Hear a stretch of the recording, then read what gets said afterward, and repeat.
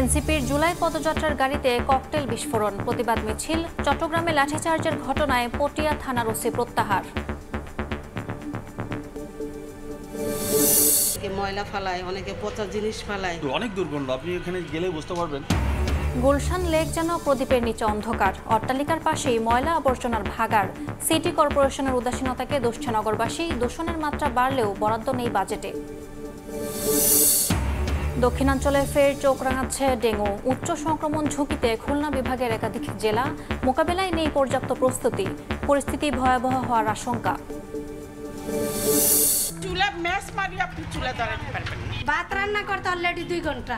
150 pressure, এই প্রেসারে gas নিয়ে তো আমাদের হয় না। এলএনজি খালাসে বিঘ্ন ঘটায় গ্যাস সংকট। সরবরাহ ব্যবস্থায় টান পড়ায় ভোগান্তি কাটেনি এখনো। বিল পরিশোধ করেও গ্রাহকের কাঁধে বাড়তি খরচের বোঝা। নতুন উৎস খুঁজে বের করার পরামর্শ।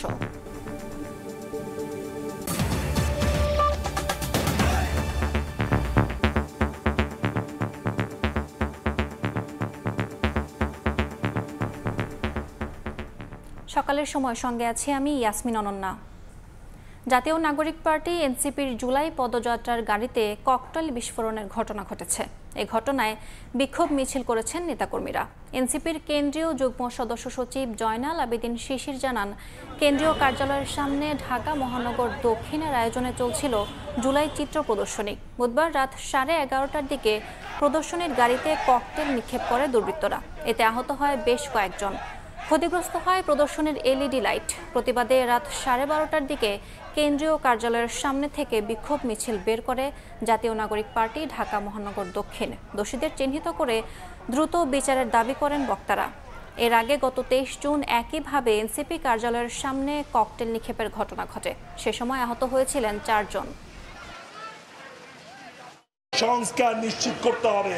একটা ককটেল হামলা যে পুলিশ ঠেকাইতে পারে না, ওই পুলিশ ভোট বাক্স রক্ষা করবে কিভাবে? একটা ককটেল হামলার সন্ত্রাসী যে পুলিশ ধরতে পারে না, ওই পুলিশ কিভাবে সারা বাংলাদেশ জুড়ে গ্রামে গঞ্জে সকল জায়গায় ভোট কেন্দ্রে পাহারা দিতে পারবে না। এই কারণে পুলিশেরও সংস্কার করতে হবে।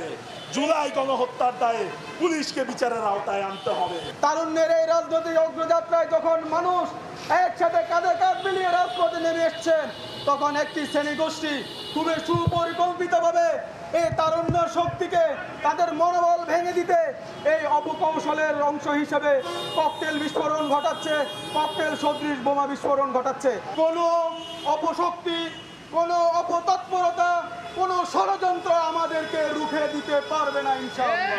প্রশাসনের আশ্বাসে মহাসড়ক অবরোধ কর্মসূচি প্রত্যাহার করেছেন এনসিপি ও বৈষম্য বিরোধী ছাত্র আন্দোলনের নেতাকর্মীরা। বুধবার সন্ধ্যায় অবরোধ তুলে নেয় চট্টগ্রাম কক্সবাজার মহাসড়কে স্বাভাবিক হয় যান চলাচল। এর আগে নেতাকর্মীদের উপর পুলিশের লাঠিপেটার প্রতিবাদে পটিয়ায় দিনভর বিক্ষোভ হয়। এই ঘটনায় চট্টগ্রামের পটিয়া থানার ওসিকে প্রত্যাহার করা হয়েছে। স্লোগানে উত্তাল রাজপথ, সড়কে অবস্থান নিয়ে বিক্ষোভ। এনসিপি ও বৈষম্য বিরোধী ছাত্র আন্দোলনের নেতাকর্মীদের উপর পুলিশের লাঠিচার্জের প্রতিবাদে চট্টগ্রামের পটিয়া থানার সামনে রাস্তা অবরোধ করে বিক্ষোভ করেন নেতাকর্মী এবং শিক্ষার্থীরা। পরে মিছিল নিয়ে যান চট্টগ্রাম কক্সবাজার মহাসড়কের পটিয়া বাইপাস সড়কে। সেখানে টায়ার জ্বালিয়ে স্লোগান দেন তারা। এতে বন্ধ হয়ে যায় বান্দরবান, কক্সবাজার ও চট্টগ্রামের 6 উপজেলার যান চলাচল। ভোগান্তিতে পড়েন পথচারীরা। তবে সন্ধ্যার পর প্রশাসনের আশ্বাসে 12 ঘন্টার আলটিমেটাম দিয়ে কর্মসূচি প্রত্যাহার করে নিলে স্বাভাবিক হয় যান চলাচল। এসপি সাইফুল ইসলাম শান্তু, তাকে প্রত্যাহার করতে হবে। সেকেন্ড অফিসার আসাদ, এই দুইজনকে স্থায়ী বহিষ্কার করতে হবে। মঙ্গলবার রাতে এক ছাত্রলীগ কর্মীকে পটিয়া থানায় হস্তান্তর করেন এনসিপি ও বৈষম্য বিরোধী ছাত্র আন্দোলনের নেতারা। গ্রেফতার না করায় থানার সামনে আন্দোলন করেন তারা। এ সময় তাদের উপর পুলিশ লাঠিচার্জ করে। শফিকুল আলম, সময় সংবাদ, চট্টগ্রাম। মানিকগঞ্জ 1 আসনের সাবেক সংসদ সদস্য ও বাংলাদেশ ক্রিকেট বোর্ডের সাবেক পরিচালক নাইমুর রহমান দুর্জয়কে গ্রেফতার করা হয়েছে। বুধবার রাতে ঢাকার লালমাটিয়ায় নিজ বাসা থেকে বিশেষ অভিযানে তাকে গ্রেফতার করে মানিকগঞ্জ গোয়েন্দা পুলিশ। মানিকগঞ্জের দৌলতদিয়া ও সদর থানার 2টি মামলায় তাকে গ্রেফতার দেখানো হয় বলে নিশ্চিত করেছেন মানিকগঞ্জের পুলিশ সুপার ইয়াসমিন খাতুন। নাইমুর রহমান দুর্জয়ের বিরুদ্ধে ক্ষমতার অপব্যবহার, নিয়োগ বাণিজ্য সহ দুর্নীতির মাধ্যমে অবৈধ সম্পদ অর্জনের অভিযোগ অনুসন্ধান করছে। সংস্থাটির আবেদনের পরিপ্রেক্ষিতে গত বছর 24 অক্টোবর সাবেক এই সংসদ সদস্য ও তার স্ত্রীর বিদেশ যাত্রায় নিষেধাজ্ঞা দিয়েছিলেন ঢাকার একটি আদালত।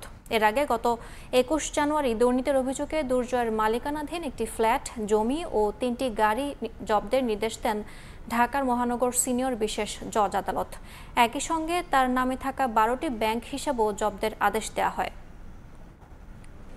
টাকার দেন দরবার নয়, তৃতীয় স্ত্রীর আক্রোশ ও পূর্ব পরিকল্পনা অনুযায়ী ভোলার তজুমুদ্দিনে ঘটেছে আলোচিত সংঘবদ্ধ ধর্ষণের ঘটনা। মারধরের শিকার হয়েছেন ভুক্তভোগী গৃহবধূর স্বামীও। এ ঘটনার 3 দিনেও মূল আসামিরা গ্রেফতার না হওয়ায় নিরাপত্তাহীনতায় দিন কাটছে ভুক্তভোগী পরিবারের। পুলিশ বলছে, আসামিরা যে দলেরই হোক ছাড় দেওয়া হবে না। নাসির উদ্দিন লিটনের রিপোর্টে বিস্তারিত, ছবি তুলেছেন উৎপল দেবনাথ। ভোলার তজুমুদ্দিনে আলোচিত ধর্ষণ মামলার 3 নম্বর আসামি ঝর্ণা বেগমের বসতঘর এটি। 29 জুন দুপুরে এ ঘরেই সংঘবদ্ধ ধর্ষণের শিকার হন এক গৃহবধূ। 30 জুন মামলা হলে গ্রেপ্তার করা হয় ঝর্ণাকে। উপজেলার মাওলানাকান্দির বাসিন্দা ঝর্ণা বেগমকে 8 মাস আগে বিয়ে করেন রুবেল। ওই সময় ঋণ করে স্বামীকে 1,80,000 টাকা দেন বলে দাবি ঝর্ণার স্বজনদের। পরে স্বামীর সঙ্গে দূরত্ব তৈরি হলে চলে টাকা নিয়ে দেন দরবার। 28 জুন রাতে কৌশলে ডেকে এনে 1,80,000 টাকা ও দেনমোহর চান রুবেলের তৃতীয় স্ত্রী ঝর্ণা। স্থানীয়দের দাবি, ওই টাকা না পেয়ে রুবেলকে রাতভর মারধর করে ভাড়াটে সন্ত্রাসীরা। খবর পেয়ে পরদিন স্বামীকে ছাড়িয়ে নিতে ঝর্ণার বাড়িতে গেলে সেখানেই সংঘবদ্ধ ধর্ষণের শিকার হন রুবেলের প্রথম স্ত্রী। ঘরের মহিলা সিকুর বা কইদা এগিন কি চলে ঘর দুয়ার দ্বার আটকায় আমি বলাইছি, সালিশ বলাইছি, তোরা ফাইলে বিচার করি দিবি, না ফাইলে নাই। এ মহিলারে করছে কালকে, আমার মাইয়া চাইয়া আছে, ওইটার মাইয়া চাইয়া আছে, বিচার তো চাই যে আমরা কার কাছে বিচার চামো। এই ঘটনায় 30 জুন বিএনপি কর্মী মোহাম্মদ আলাউদ্দিন, উপজেলা শ্রমিক দলের যুগ্ম সম্পাদক মোহাম্মদ ফরিদ, ঝর্ণা বেগম, বাস্তুহারা দলের সভাপতি আলমগীর হোসেন, তাদের সহযোগী মানিক, মামুন ও মোহাম্মদ রাসেল সহ 11 জনের বিরুদ্ধে তজুমুদ্দিন থানায় মামলা করা হয়। এরপর থেকেই নিরাপত্তাহীনতায় দিন কাটছে ভুক্তভোগী পরিবারের। বাড়িতে আসার পরে যে নিরাপত্তা করুম, বাসা থাকুম, কিন্তু রাস্তা বেরাম, তাও আমাকে নিরাপত্তা নাই। সেই নিরাপত্তার কি আইনের পক্ষে তো আমরা পাইতাছি না। কিছু নিউজ পাইতাছি আমারও হুমকি দিতেছে, মানে আমার মাইরে লেবো, কাইটা লেবো, আমি যদি মামলা না উঠাই দ্রুত মানে আমরা গায়েব করে লেবো। আমার সাথে যারা এই ঘটনা ঘটছে তাদেরকে গ্রেপ্তার করুক, এটার ন্যায় বিচার আমি চাই। আমি সহ আমার পরিবারের নিরাপত্তা চাই, যারা আমার সাথে দুর্ঘটনা করছে তাদের গ্রেপ্তার চাই। বিষয়টি যখন টক অব দ্য কান্ট্রি, তখন উত্তপ্ত স্থানীয় রাজনীতিও। পাল্টাপাল্টি বিক্ষোভ সমাবেশ করেছে বিএনপি নেতাকর্মীরা। অভিযোগ উঠেছে, আসামিদের রক্ষায় ঘটনাটি ভিন্ন খাতে নেয়ার অপচেষ্টা চলছে। যে অন্যায় করেছে এদের যথাযথ পাবলিক লিস্টে বিচার চাই। এই দেশে যেন আর এইরকম অপ্রীতিকর ঘটনা যেন না ঘটে, এটি আমাদের দাবি। আমাদের দলের সংগঠনের সাথে যে জড়িত, আমরা ইতিমধ্যে ও স্ব সংগঠনকে বলছি তাদেরকে বহিষ্কার করার জন্য। ধর্ষণের ঘটনায় জড়িতরা কোনোভাবেই ছাড় পাবে না বলে জানিয়েছে পুলিশ। এরই মধ্যে 2 জনকে গ্রেপ্তার করা হয়েছে। একাধিক অভিযান টিম বাইরে প্রেরণ করছি, প্রযুক্তিগত সহায়তা নিতেছি, ম্যানুয়ালি সোর্সিং কাজ করতেছি। তারা যদি আমাকে লিখিতভাবে কমপ্লেন করে, আইনগত যে সহায়তা দেওয়ার টাকা সেটা আমরা দেব। এই ঘটনায় 2 ছাত্রদল নেতা সজীব ও রাসেল, শ্রমিক দলের যুগ্ম সম্পাদক মোহাম্মদ ফরিদ এবং বাস্তুহারা দলের সভাপতি আলমগীর হোসেনকে সংগঠন থেকে বহিষ্কার করা হয়েছে। নাসির উদ্দিন লিটন, সময় সংবাদ, ভোলা। এবার রক্তাক্ত জুলাই প্রসঙ্গ। 3রা জুলাই কোটা বাতিল সহ 4 দফা দাবি তুলে ধরেন শিক্ষার্থীরা। এরপর প্রতিটি দিন শিক্ষার্থীদের সামনে নিত্য নতুন চ্যালেঞ্জ নিয়ে হাজির হলেও নিজেদের দাবি আদায়ে অনড় ছিলেন কোটা বিরোধী আন্দোলনের নেতারা। আজ দেখে নেব কোটা আন্দোলনকে ঘিরে গত বছরের এই দিনের ঘটনা প্রবাহ। মাইমুনা হায়দার চৌধুরীর প্রতিবেদনে।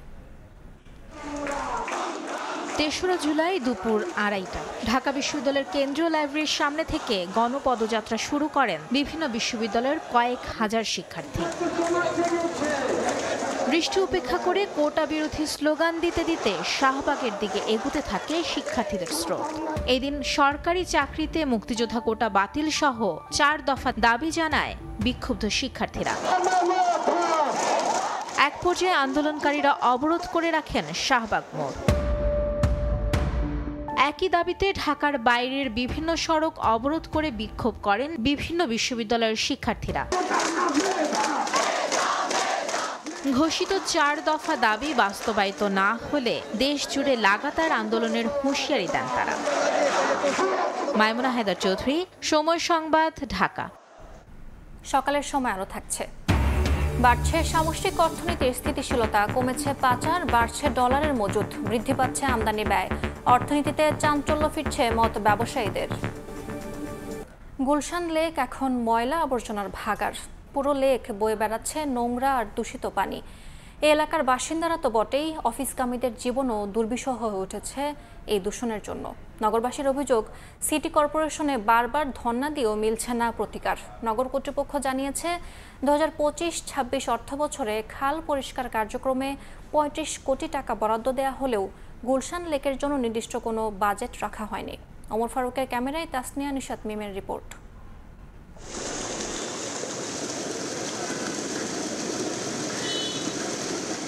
এ যেন প্রদীপের নিচে অন্ধকার, নেই গুলশানের আভিজাত্যের ছিটে ফোটাও। সূত্র অট্টালিকার পাশেই লেকের বেহাল দশা। বাতাসে ভাসছে পচা পানির দুর্গন্ধ। ওয়াকওয়ের পাশ ঘেঁষে উকি দেওয়া ময়লা আবর্জনা এভাবেই চলে যাচ্ছে লেকের পেটে। হাঁটার পথ জুড়েই যেন ময়লার ক্যানভাস। নগরবাসী বলছেন বিকেলের মুক্ত বাতাস, সুস্বাস্থ্যের জন্য হাঁটাহাঁটি কিংবা একটু নির্জনতা, এখন কিছুই মিলছে না গুলশান লেকে। অনেক দুর্গন্ধ, আপনি এখানে গেলে বুঝতে পারবেন। ওই কর্নারে যেতে হলে আপনাকে অবশ্যই নাক বন্ধ করে যেতে হবে। অনেক সময় গন্ধে বমিও আসে, মাছ পচা যায়, তারপরে অনেকে ময়লা ফালায়, অনেকে পচা জিনিস ফালায়, এই জন্য তো বিচ্ছিরি গন্ধ হয়ে যায়। লেকের পচা পানি ও ময়লা আবর্জনায় গুলশান লেক এখন মশার প্রজনন ক্ষেত্র। নেই নিয়মিত ময়লা পরিষ্কারের উদ্যোগ, ড্রেনেজ ব্যবস্থাও নড়বড়ে। নগর ভবনে বারবার ধর্ণা দিয়েও প্রতিকার মিলছে না বলে অভিযোগ নগরবাসীর। পথ দিয়ে যাইতে আসতে যখন দেখি যে এরকম নোংরা পরিবেশ আমাদের জন্য খুবই অস্বস্তিকর। ময়লা আবর্জনের জন্য মাছ থাকে না, পানি যদি ভালো থাকতো মাছ উৎপাদন আরো বেশি হতো। আমরা চাই এগুলা যেন সবাই যেন সতর্ক হোক।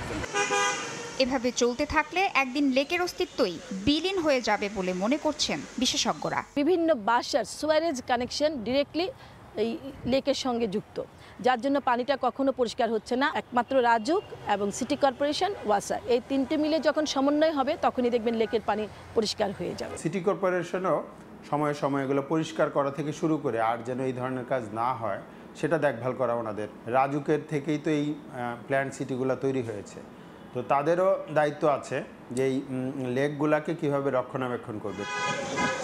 2025-26 অর্থ বছরের বাজেটে ঢাকা উত্তর সিটি কর্পোরেশনের খাল পরিষ্কার কার্যক্রমে 35 কোটি টাকা বরাদ্দ দিয়েছে, যদিও গুলশান লেক পরিষ্কারে নির্দিষ্ট কোনো বাজেট রাখা হয়নি। এই ক্রাইসিসগুলো আমরা পাই, ধরেন সকালবেলা 8টার মধ্যে পুরো শহরটাকে আমরা ঝাড়ু টাড়ু দিয়ে পরিষ্কার করি, 12টা বাজার আগেই পুরো শহরের মধ্যে পলিথিন, কাগজ, ময়লা রাস্তার মধ্যে করছে। সুতরাং আমরা আমাদের কাজের সাথে তো আমরা নাগরিকরা যখন এই কাজগুলো নিজেরা একটুখানি ময়লাটা কম করবেন তাহলে ভালো হয়। আবর্জনায় ঢাকা এই জলাশয় শহরের হৃদয়ে যেন বিষ ঠেলে দিচ্ছে। তাই প্রশ্ন উঠেছে, এই শহর কি সত্যি বাসযোগ্য আছে নাকি অভ্যস্ত হয়ে পথ চলা নিত্যদিন? প্রতিদিন এই লেকের ধার দিয়ে হেঁটে চলাচল করেন শত শত মানুষ, কিন্তু সেই চলার পথে বাধা হয়ে দাঁড়িয়েছে এখানকার ময়লা, দুর্গন্ধ আর অব্যবস্থাপনা। শুধু সৌন্দর্য রক্ষার খাতিরেই নয়, বরং পরিবেশ রক্ষার তাগিদেই এখন দরকার নিয়মিত তদারকি আর বাস্তবমুখী পদক্ষেপ। তাসনিয়া নিশাত মিম, সময় সংবাদ, ঢাকা। খুলনা সহ দক্ষিণাঞ্চলে ফের চোখ রাঙাচ্ছে ডেঙ্গু। সম্প্রতি IEDCR এর গবেষণায় উঠে এসেছে বিভাগের একাধিক জেলা রয়েছে ডেঙ্গু সংক্রমণের উচ্চ ঝুঁকিতে। তবে ডেঙ্গুর প্রতিরোধে এখন পর্যন্ত কার্যকর মশক নিধন কার্যক্রম নেই। হাসপাতালগুলোর প্রস্তুতিও ধিমে তালে। বিশেষজ্ঞরা বলছেন, দ্রুত উদ্যোগ না নিলে ভয়াবহ আকার ধারণ করতে পারে ডেঙ্গু পরিস্থিতি। নিয়ামুল হোসেন কোচির ছবিতে আব্দুল্লাহ আল মামুন রুবেলের প্রতিবেদন। খুলনা বিভাগের মধ্যভাগের একটি জেলা ঝিনাইদহ। সম্প্রতি আইইডিসিআর ঝিনাইদহ শহরের 270টি বাড়ি ঘুরে 162টিতেই এডিস মশার লার্ভা পেয়েছে। এতে ঘনত্ব মাপার সূচক ব্রুটো ইন্ডেক্স দাঁড়িয়েছে 60%, যা উচ্চ ঝুঁকিপূর্ণ বলছে আইইডিসিআর। পাশের জেলা মাগুরাও রয়েছে উচ্চ ঝুঁকিতে। এখানকার ব্রুটো ইন্ডেক্স 55.5 ভাগ। তবে জেলা দুটিতে এখনো নেওয়া হয়নি ডেঙ্গু নিধনে দৃশ্যমান কোনো পদক্ষেপ। হাসপাতালগুলোর প্রস্তুতিও যৎসামান্য। বিকেল হলেই মশার জ্বালায় অতিষ্ঠ, সে যে কি পরিমাণ, মানে খুব আতঙ্কের ভিতরে আছি আমরা। পৌরসভা কর্তৃপক্ষ কোনো মশক নিধনের জন্য কোনো ব্যবস্থা নেয়নি।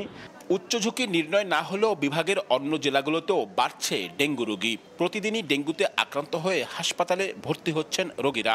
গত এক সপ্তাহে বিভাগের 10 জেলায় ডেঙ্গুতে আক্রান্ত হয়ে হাসপাতালে ভর্তি হয়েছেন 117 জন। বর্তমানে বিভিন্ন হাসপাতালে ভর্তি হয়ে চিকিৎসা নিচ্ছেন 57 রোগী। এবার ডেঙ্গু আক্রান্ত রোগীদের মধ্যে নতুন লক্ষণও দেখা গেছে।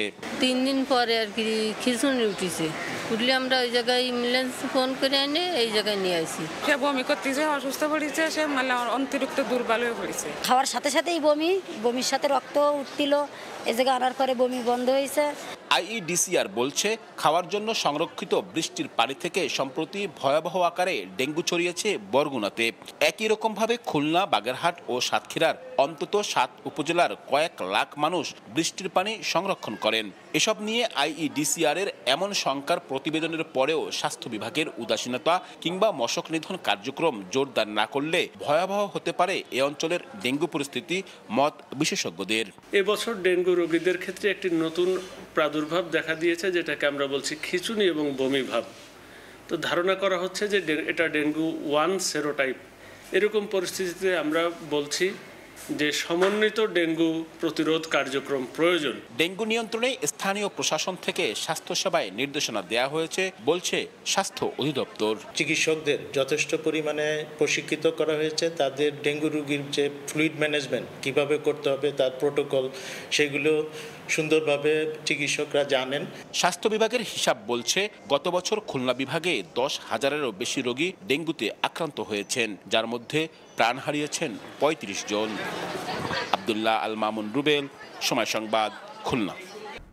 এমনিতেই গ্যাস সংকটে নাকাল গোটা দেশ।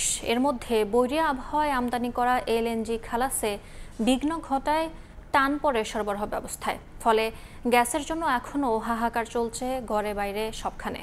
বাসাবাড়ি, ফিলিং স্টেশন থেকে শুরু করে শিল্প কারখানা, কোথাও নেই গ্যাসের চাপ। বিশ্লেষকরা বলছেন, সমস্যার সমাধানে এলএনজির নতুন উৎস খুঁজে বের করা উচিত। ওমর ফারুকের ছবিতে রৌনক নিয়ন্ত্রণ প্রতিবেদন। ভাত রান্না করতে অলরেডি 2 ঘন্টা। 150 প্রেসার, এই প্রেসারে গ্যাস নিয়ে তো আমাদের হয় না। মালিকের কারেন্ট বিল যা আছে তেলটা হয় না। বৈরী আবহাওয়া হলেই বিঘ্নিত হচ্ছে মহেশখালীতে অবস্থিত সাগরে ভাসমান এলএনজি টার্মিনাল থেকে গ্যাস সরবরাহ। এতে দুর্ভোগ বাড়ছে গ্রাহকদের। এমন বাস্তবতায় দেশ জুড়ে এখনো চলছে গ্যাসের জন্য হাহাকার। রান্নার গ্যাসটুকুও যেন সোনার হরিণ। আগারগাঁওয়ের এই বাড়ির মতো রাজধানীর প্রায় সব এলাকার একই দশা। বছর যাবতীয় কি শুধু চেষ্টাই করা হচ্ছে? রাতে 2টা দিকে আমাদের রান্না করতে হয়। বাচ্চাদের কি সে বাসি খাবারটা খাওয়ানো যায়? রান্না বাড়া করে অফিসে যাওয়াটা টাফ হয়ে যাচ্ছে। কিন্তু বছরের পর বছর ধরে এই সমস্যা তো নিত্যসঙ্গী ঢাকাবাসীর। সবচেয়ে বেশি ভোগান্তিতে মিরপুর 12, পল্লবী, খিলগাঁও, ফার্মগেট, হাতিরপুর ও রামপুরার বাসিন্দারা। অনেকে বাধ্য হয়ে ভরসা রাখছেন মাটির চুলায়। লাড়কি 15 টাকা কেজি লাড়কি দিয়ে আইনা রান্তে হয়। মিট করে মন যে মোমবাতি জ্বলে 4-5 বছর ধরে বেশি জ্বলতেছি, এই সমস্যাটা বেশি। গ্যাস একদম স্লো। আর যেসব বাড়িতে আপনার কার্ড নাই, ওইসব বাড়িতে আরো বেশি সমস্যা। শুধু কি বাসাবাড়ি, ফিলিং স্টেশন থেকে শুরু করে শিল্প কারখানা, কোথাও নেই গ্যাসের চাপ। 150 প্রেসার, এই প্রেসারে গ্যাস নিয়ে তো আমাদের হয় না, বারবার গ্যাস নিতে হয়। 2 ঘন্টা 3 ঘন্টা করে গ্যাস পাই 100 টাকা, 80 টাকা। হবে কিভাবে? গাড়ি জমা উঠতে পারি না। রাত আর দিন নাই, সবসময় সিরিয়াল থাকে পাম্পে। হয়তো 200, 250, 300 টাকার গ্যাস দিতে, সেটার জন্য আমার মনে হয় প্রতিটা গাড়ি 150 টাকার গ্যাস আপনার এখানে খরচ করছে, পাশাপাশি 2-3 ঘন্টা সময় দিচ্ছে। গ্রাহকরা বলছেন, গ্যাস সংকট থাকলেও বিল পরিশোধ করতে হচ্ছে নিয়মিতই। বিকাল 3-4টার দিকে আপনার শুধু 50 এসে পড়বে, মানে একটু লো প্রেশার। মালিকের কারেন্ট বিল যা আছে তেলটা হয় না। বিশেষজ্ঞরা বলছেন সমস্যা সমাধানে এলএনজির নতুন উৎস খুঁজে বের করা উচিত। সবকিছু হিসাব করলে মানুষ এলএনজির থেকেও বেশি দামে এই গ্যাস কেনে। একদিকে সরকারের উপেক্ষা অবহেলা, অন্যদিকে আমাদের প্রতিবাদী না হওয়া, সরকারি কর্তৃপক্ষের অপরাধ হিসেবে চিহ্নিত না করার অক্ষমতা। এই অবস্থার কারণে আমরা কোনো অব্যবস্থা থেকে আমরা পরিত্রাণ পাচ্ছি না। বর্তমানে বিদ্যমান গ্যাসের চাহিদার 30%-এরও বেশি পূরণ করছে এলএনজি। রৌনক নিয়ন্তা, সময় সংবাদ, ঢাকা। গণ অভ্যুত্থানে সরকার পরিবর্তনের পর সামষ্টিক অর্থনীতিতে বাড়ছে স্থিতিশীলতা। নিয়ন্ত্রণ উঠিয়ে নেয় বৃদ্ধি পাচ্ছে আমদানি ব্যয়। সদ্য শেষ হওয়া অর্থবছরে বেড়েছে প্রায় 12.5%। কেন্দ্রীয় ব্যাংক বলছে ডলারের মজুদ বৃদ্ধিতে আমদানি ব্যয় বাড়ানো গেছে। এতে অর্থনীতিতেও চাঞ্চল্য ফিরছে বলে মত ব্যবসায়ীদের। সাইফুল ইসলামের রিপোর্ট। রিজার্ভের পতন ঠেকাতে ডলার ব্যয় কমানোর জন্য আমদানির গলা চেপে ধরেছিল বিগত সরকার। নিত্যপণ্য ও জ্বালানি ছাড়া নিয়ন্ত্রণ করা হয় অন্যান্য পণ্য আমদানি। গণ অভ্যুত্থান পরবর্তী অন্তর্বর্তী সরকার দায়িত্ব গ্রহণের পর বাড়ছে রেমিটেন্স ও রফতানি, কমছে অর্থ পাচার। এতে রিজার্ভ তথা ডলারের মজুদ বাড়ায় প্রত্যাহার হয়েছে আমদানি নিয়ন্ত্রণ, বাড়ছে আমদানি ব্যয়। কেন্দ্রীয় ব্যাংক জানাচ্ছে 2024-25 অর্থবছরে ব্যয় ছিল 7,114 কোটি ডলার, বছর ব্যবধানে যা প্রায় 12.5% বেশি। অন্যদিকে ঋণপত্র খুলতে ব্যয় হয়েছে 7,007 কোটি ডলার। রিজার্ভ পজিশনটা যথাযথভাবে সংরক্ষণ করতে সক্ষম হচ্ছি। আবার সরকারি বিভিন্ন মেগা প্রজেক্টে যেগুলো কিস্তি ছিল সেগুলো ব্যাংকগুলো পরিশোধ করছে এবং খেলাপি ওখানে কিন্তু আমরা খেলাপি হচ্ছে না। এরপরেও নর্মাল যে ইম্পোর্ট এলসিগুলো সেগুলো আমার প্রায় 71 বিলিয়ন ডলার এক বছরে পরিশোধ করছি। তার মানে অর্থনীতির একটা সক্ষমতার একটা পরিচয় পাওয়া যাচ্ছে। কেন্দ্রীয় ব্যাংক আরও জানাচ্ছে 14টি বিলাসী পণ্য ছাড়া বর্তমানে আমদানি নিয়ন্ত্রণ নেই। কমানো হয়েছে খোলা ঋণপত্রের বিপরীতে ব্যাংকে নগদ জমা দেওয়ার পরিমাণও। এই নীতিকে সমর্থন করে ব্যবসায়ীরা বলছেন আমদানি বাড়লে অর্থনীতিতে চাঞ্চল্য বাড়ে। বিজনেসের যে টার্ন আউটটা হয় সেটাতে আমদানি বাড়লে আসলে সেটা আমাদের জন্য উপকারী হয়। তো ফলে যখন এক্সপোর্ট বাড়ে তো অবভিয়াসলি বাই ডিফল্ট আমদানিটা কিছুটা বেড়ে যাবে। ফলে আপনি যদি এক্সপোর্টের গ্রোথের সাথে আমদানির গ্রোথ মিলান এবং ওভারঅল যে একটা আটকানো একটা পরিস্থিতি ছিল সেটা থেকে যখন খুলছে সবকিছু মিলে আমি স্বাভাবিকভাবেই দেখছি আমদানিটাকে আর কি। বাংলাদেশ ব্যাংক বলছে সামষ্টিক অর্থনীতির সঠিক ব্যবস্থাপনার ফলে ব্যবহারযোগ্য রিজার্ভের পরিমাণ বেড়ে 2,000 কোটি ডলার হয়েছে। এতে গেল বছরের তুলনায় আমদানি ব্যয় বাড়লেও স্থিতিশীল আছে মুদ্রা বিনিময় হার। সাইফুল ইসলাম, সময় সংবাদ, ঢাকা। ভারতের আদানি পাওয়ারের বিদ্যুৎ বিলের বকেয়ার সবচেয়ে বড় কিস্তি পরিশোধ করেছে বাংলাদেশ। পিডিবি জানিয়েছে জুন মাসের পরিমাণ ছিল 43,70,00,000 ডলার। ভবিষ্যতে সময়মতো বিল পরিশোধ নিশ্চিত করতে 2 মাসের সমপরিমাণ বিলের একটি ঋণপত্র খোলা হয়েছে বলেও জানা গেছে। 2017 সালে আওয়ামী লীগ সরকার ভারতের আদানি পাওয়ারের সঙ্গে বিদ্যুৎ আমদানি চুক্তি করে, যেখান থেকে দেশের মোট চাহিদার 10% পূরণ হয়। তবে বকেয়া নিয়ে এরই মধ্যে হয়েছে নানা আলোচনা। জানা গেছে সরবরাহ করা মোট বিদ্যুতের বিপরীতে বাংলাদেশের বড় অঙ্কের বকেয়া পড়েছে। জুনের মধ্যে যা পরিশোধ না করলে গুনতে হবে বিলম্ব সুদ। এমন বাস্তবতায় গেল মাসে আদানিকে 43,70,00,000 ডলার বকেয়া পরিশোধ করেছে বাংলাদেশ বিদ্যুৎ উন্নয়ন বোর্ড পিডিবি, যা বকেয়া বাবদ সবচেয়ে বড় কিস্তি। গত মাসে আমরা 437 মিলিয়ন দিচ্ছি, কিছু তো আছে, একেবারে 100% ছাড়িয়ে। তবে এখনো কত বকেয়া আছে তা নিয়ে স্পষ্ট জবাব দিতে পারছে না পিডিবি। এ বিষয়ে হিসাব নিকাশের কাজ চলমান আছে বলে জানায় সংস্থাটি। আমাদের রিকনসিলিয়েশন স্যার আমরা বলতে পারতেছি না, দুই পক্ষ বসতে হবে, ওরা এক ধরনের বলে আমরা এক ধরনের হিসাব করে দেই। এখানে কিছু ডিসপুটেড ইস্যু আছে, এগুলো না হওয়া পর্যন্ত আমরা বলতে পারবো না এটা কত। জানা গেছে ভবিষ্যতে সময়মতো বিল পরিশোধ নিশ্চিত করতে 2 মাসের সমপরিমাণ বিল সমমূল্যের একটি ঋণপত্র এবং সব বকেয়ার জন্য সার্বভৌম গ্যারান্টিও দিয়েছে বাংলাদেশ। ফরহাদুর রহমান, সময় সংবাদ, ঢাকা। কুষ্টিয়ায় খাজানগর চালের মোকামে ধানের দাম ও পরিবহন ভাড়া বাড়ার অজুহাতে সব ধরনের চালের দাম 3 থেকে 4 টাকা পর্যন্ত বেড়েছে। এতে বিপাকে পড়েছেন প্রান্তিক ক্রেতারা। এ বিষয়ে বিস্তারিত জানাতে খাজানগর চালের মোকামে আছেন সহকর্মী এস এম রাশেদ, যাচ্ছি তার কাছে। কুষ্টিয়া খাজানগরে বিশেষ করে মিনিকেট বাসমতি চাল এবং আটাশ এবং মোটা যে ধানগুলো এবং চালগুলো রয়েছে তার প্রত্যেকেরই কিন্তু কেজি প্রতি দাম বৃদ্ধি পেয়েছে 2 থেকে 3 টাকা। মূলত এই বিষয়ে মিল মালিকরা যেটা দাবি করছে সেটা হলো যেহেতু কুষ্টিয়া খাজানগরে যে মিলগুলো রয়েছে 175টি মিল রয়েছে, এই মিলগুলোর সমস্ত চাল কিন্তু দক্ষিণ অঞ্চল থেকে এবং উত্তর অঞ্চলের বিভিন্ন হাট থেকে বাজার থেকে কিন্তু ক্রয় করে এখানে ক্রাশার করার পরে তারপরে সারা বাংলাদেশের বিভিন্ন বাজারে বিক্রি করা হয়, যার কারণে যেহেতু ধানের দাম বৃদ্ধি এবং পরিবহন খরচও বৃদ্ধি পেয়েছে বলে দাবি মিল মালিকদের, এর কারণে চালের দাম বৃদ্ধি পেয়েছে।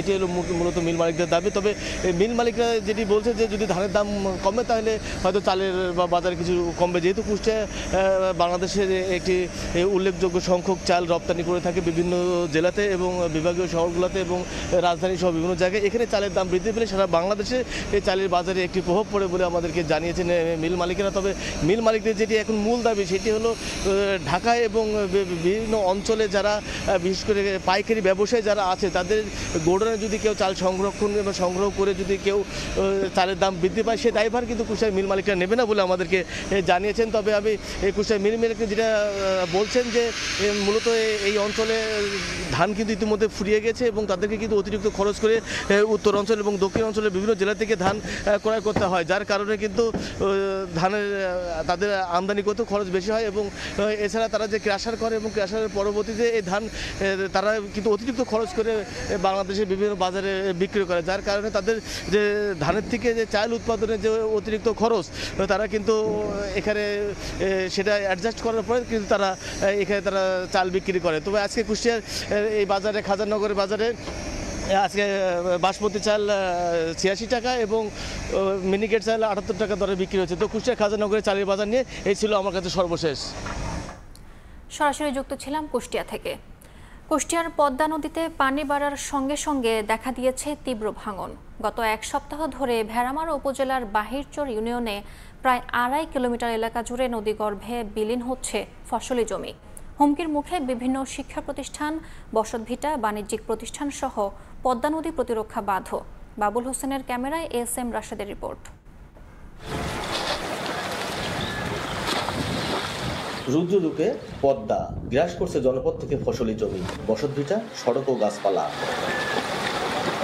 কুষ্টিয়া ভেড়ামারা উপজেলার বাহিরচর ইউনিয়নের মুন্সিপাড়া, 12 মাইল, টিকটিকিপাড়া ও মুসলিমপুর সহ আশপাশের এলাকায় ব্যাপক ভাঙন দেখা দিয়েছে। ভাঙনের হুমকিতে রয়েছে শিক্ষা প্রতিষ্ঠান, বসতভিটা, বিভিন্ন বাণিজ্যিক প্রতিষ্ঠান সহ পদ্মা নদীর প্রতিরক্ষা বেড়িবাঁধ। নির্ঘুম ও আতঙ্ক দিন কাটছে নদী পাড়ের বাসিন্দাদের। এই বসত বাড়ির ভিটাটুকু আমার যদি ভেঙে যায় আমাদের আর কোনো জায়গায় যাবার জায়গা নাই। আমরা তো বড় আতঙ্কে আছি। সরকারের কাছে বিনত অনুরোধ জানাচ্ছি তাড়াতাড়ি যাতে জিও ব্যাগ ফেলে ভাঙনটা রক্ষা করে। পদ্মার ভাঙন রোধে স্থায়ী বেড়িবাঁধ নির্মাণের আশ্বাস পানি উন্নয়ন বোর্ডের স্থানীয় কর্মকর্তার। চেষ্টা করছি দ্রুতই, যেটা খুব ভার্নারেবল লোকেশন সেখানে কাজ শুরু করার জন্য আমরা আমার উদ্বোধন কর্তৃপক্ষ অভিহিত করব, তারপরে আমরা কাজ শুরু করব। কুষ্টিয়া পানি উন্নয়ন বোর্ডের তথ্য মতে পদ্মার কুষ্টিয়া অংশে 2.5 কিলোমিটার এলাকা ভাঙনের কবলে পড়েছে। এস.এম. রাশেদ, সময় সংবাদ, কুষ্টিয়া। সকালের সময়ের শীর্ষ সংবাদগুলো জানিয়ে দিচ্ছে আরেকবার। এনসিপির জুলাই পদযাত্রার গাড়িতে ককটেল বিস্ফোরণ, বেশ কয়েকজন আহত। প্রতিবাদী নেতাকর্মীদের বিক্ষোভ মিছিল, দোষীদের চিহ্নিত করে দ্রুত বিচার দাবি। রাজধানীর লালমাটিয়ার নিজ বাসা থেকে সাবেক এমপি নাইমুর রহমান দুর্জয় গ্রেফতার। ক্ষমতার অপব্যবহার, নিয়োগ বাণিজ্য সহ রয়েছে নানা অভিযোগ।